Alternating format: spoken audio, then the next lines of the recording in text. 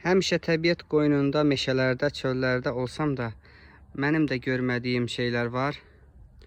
Onlardan birini sizə göstərirəm. Fikir verirsiniz, bu adi qozdur.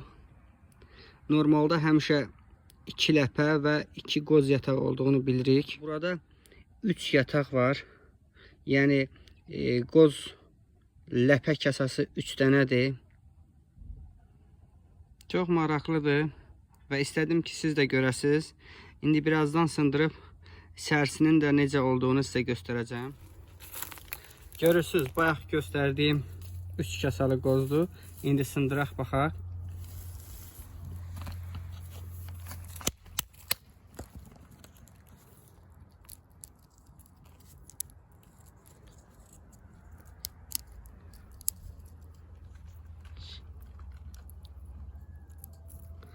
Deməli, 3 kasa olduğu kimi də 3 hissədə qoz əmələ gəlib.